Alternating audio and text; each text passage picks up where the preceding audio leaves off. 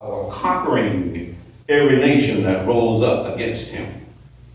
Even the people of God in the southern tip of Judah, the Lord allowed them to be conquered by him. Because God works in so many mysterious ways. Yes, sir. That even one prophet by the name of Habakkuk, he dealt with this before it happened. He was crying out to God in the first chapter about all the evil that was going on and looked like you're not going to do anything about all the violence that's going on. And God answered Habakkuk. And he said to him, what I'm going to do, God said, I'm going to raise up the Chaldeans, a bitter and hasty nation, who have horses faster than leopards and more faster than wolves. And they are going to be used as a rod of correction in my hand. Now, here is the prophet crying out about all the evil that's going on in Jerusalem and in the southern part of Judah, but couldn't understand why God would let a nation that is less godly, a nation that is so evil, why would you let them capture your people? And they had always a question about why. It seems like the righteous suffer and the wicked is elevated. Doesn't seem like God allowed his own people to be crushed under the feet of the enemy. The thing that we have to know is God's concern for us is really our development. And you can't really develop if everything goes your way. When you go out to the automobile dealership and buy these shiny new cars. But what you have to understand before that car has been put on the showroom floor, it has already gone through some severe testing. Because they know that everybody's not going to be able to drive the car and going every day safely to go everywhere you want to go and never have an accident. So they know that they took the car out and put it through some severe testing. So they already know that when the car is wrecked, what it's going to do. They already tested, and all you don't hear what I'm saying. I say it, and when God allows something to go on in your life, he's just allowing you to be tested. Yeah, right. Yes, sir. Yes, sir. So that you don't go out there looking all shiny and new. And when the storm comes, you get blown away. Or when the wreck comes, you get crushed. So he lets us go through some testing and all that is to improve me and you. So here the people of God were captured by King Nebuchadnezzar. First, he only deported the wise and the bright young men that he could train them for leadership or governmental positions. Then about 14 years later, King Zedekiah rebelled against King Nebuchadnezzar again, and he went up against Jerusalem a second time. And this time he just deported everybody that didn't flee into the mountains. And they destroyed the temple. They had already stolen the vessels and the silver and gold. And they destroyed the temple. They tore down the walls around Jerusalem and they burned the gates with fire. And 137 songs as they were leaving it, as those men were leaving from Jerusalem, knowing in their hearts that they may never get home again. They looked back and saw the walls that used to be were destroyed and the gates burning with fire. The temple destroyed and all their valuables gone, and they began, if I forget thee, O Jerusalem, let my right hand forget thy cunning. Let my tongue cleave to the roof of my mouth, if I forget thee, O Jerusalem.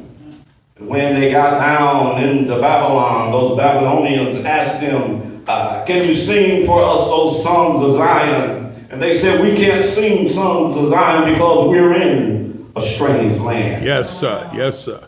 Everybody was standing. Then all of a sudden, everybody was required to kneel. But when everybody else knelt, You've seen in the Middle Eastern countries how they kneel and they get down on their knees and they go all the way till they put their head on the ground. Yeah. And while everybody else was kneeling by the hundreds of thousands out in the plain of Dura, here are three fellows in the front of the line standing. My God. They would not bow. Say what you want to. All right. You're going to meet some challenges in life All right. where Satan will require you to bow. Yes. You're going to come up on some challenges where the system will require you to bow. My God. My God. You're going to go to have, you know how they do it when they have the office party at the office. And they're passing around the champagne bottles and everybody is celebrating. And they're singing and drinking alcoholic beverages. You say, I don't drink alcoholic beverages. They start to make fun of you. Why you have to be such a stuffed shirt?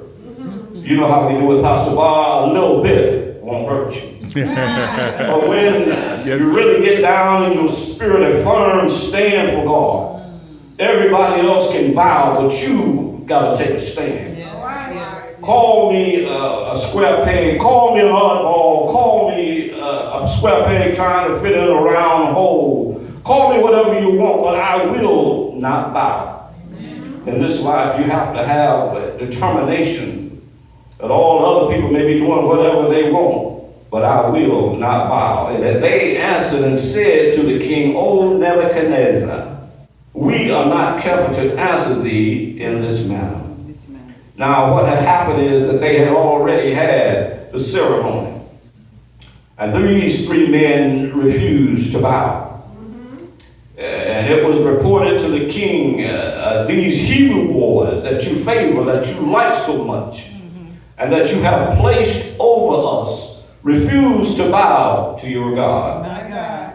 And you said that anybody that didn't bow would be placed in the fiery furnace. So the king called the three young men in. Is it true? Is it true, O Shadrach, Meshach, and Abednego? Is it true that you did not bow to the image? If you look at verse 14, he liked these young men. He was kindly disposed toward them.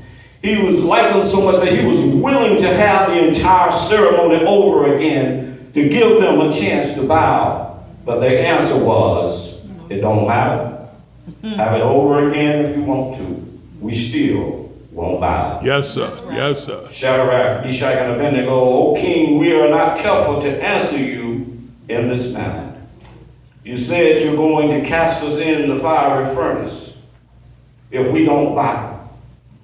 If we don't, verse 17 says, if it be so, our God whom we serve is able to deliver us from the burning fiery furnace. If you put us in the fire, our God whom we serve is able to deliver us from the burning fiery furnace, and he will deliver us out of thy hand, O king. Oh, I love that. That's an emphatic statement that they didn't mind being put in the fire because they knew that the God that they served was able to deliver them. And not only was he able, they said he will deliver us out of thy hands, O king. If you put us in, he'll get us out. Yes, sir.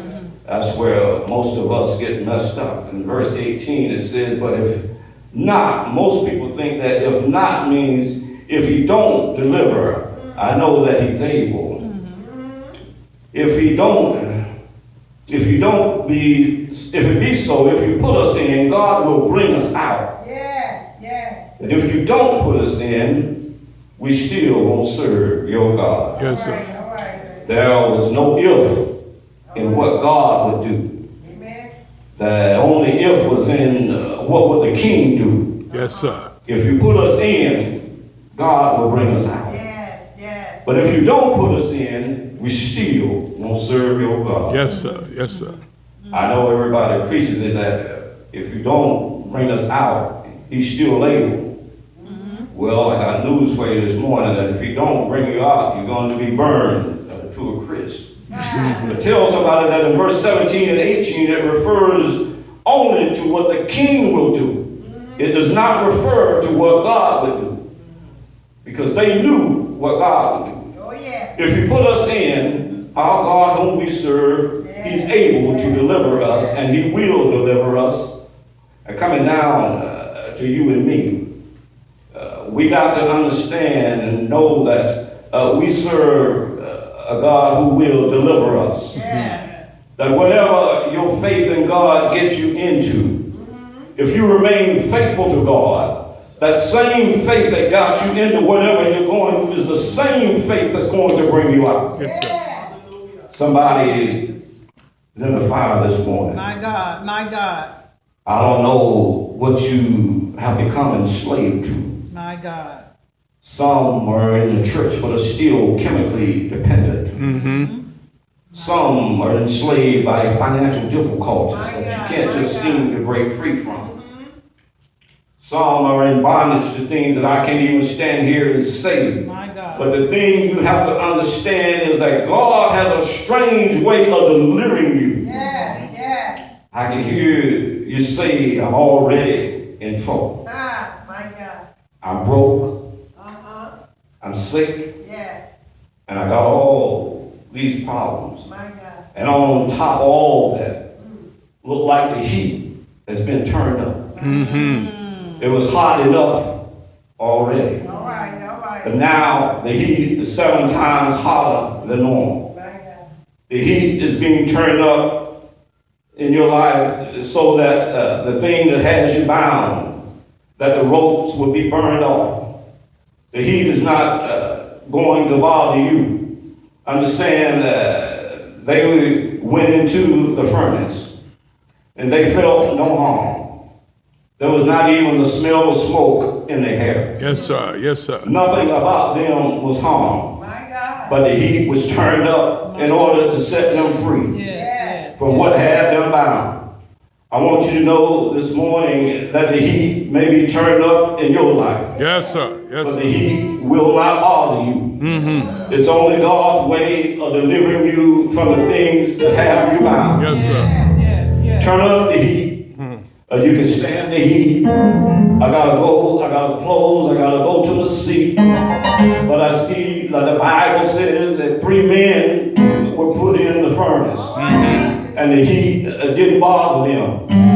But the heat devoured the ones that threw them in. You know, many times people who are plotting your destruction, the very thing that they're plotting for you is the very thing that turns around and destroys them. But when King saw that they had been released, he called his generals and he said, didn't we cast 3 men inbound? Yes, sir. Yes, But sir. behold, as I look, I see a 4th man. Yes, sir. And the 3 men that we threw inbound, and all of them are loose, walking around in the fire. And one looks like the Son of God. When it was all over, Shadrach, Meshach, and Abednego came out of the fire furnace. The Bible says that 3 went in, 4 were in, and only 3 came out. Number 4, the one that looks like the Son of God, he was still in the fire.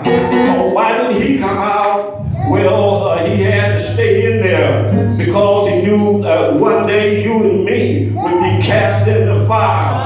Oh, can you look around and tell somebody, I've been bound long enough, but I'm coming out. I'm coming out with a new determination. I'm coming out with a new joy. Anybody coming out this morning? I don't know, or was it what you in, but tell the devil in hell that I'm coming out. I'm coming out with victory in my soul. I'm coming out with victory in my heart. I'm coming out with joy. I'm coming out, and the devil in hell won't be able to get me back in. Tell somebody I'm coming out. High five somebody. Tell them I'm coming out. I'm going to the seat. But anybody here made up in your mind that no matter what you're going through, you're coming out this morning. You may be unemployed, but you're coming out. You may not have any money in your pocket, but you're coming out. You may be having problems in the schoolyard, but I'm